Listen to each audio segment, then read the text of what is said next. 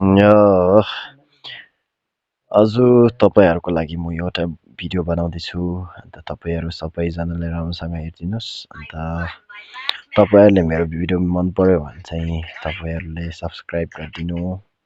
अन्त अहिलेसम्म तपाईँहरूको फोनमा डाटा 4900 कतिसम्म भए पनि रिचार्ज गरेर तर छिटै सक्दैछ होला।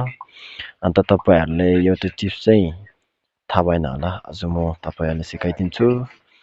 अनि तपाईँहरूले फर्स्ट तपाईँहरूलाई केमा जानु भन्दा यता सर्चमा जानु, त्यहाँदेखि चाहिँ सर्च गर्नु, सेटिङमा जानु, त्यहाँदेखि चाहिँ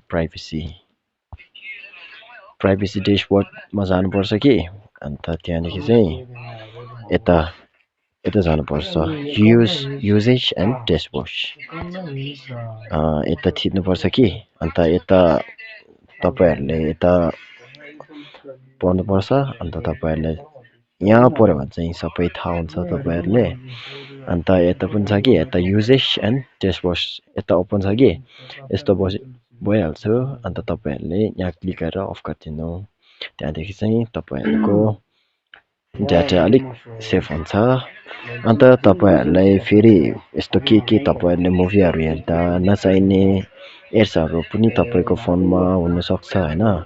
अन्त तपाईँहरूले अफ गर्नको लागि चाहिँ यता एड्स छ नि, यता एड्स छ, यता क्लिक गरेर यता अहिले चाहिँ मैले अलरेडी डिलिट गरिरहेको छु।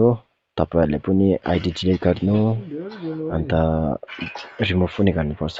अन्त रिमुभ डिलिट गरेपछि चाहिँ एड्सहरू पनि त्यति आउँदैन। अन्त तपाईँहरूले मेरो भिडियो मन पर्यो भने चाहिँ लाइक गर्नु, सब्सक्राइब गरिदिनु। सबैजनाले धेरै धन्यवाद छु। Thank you.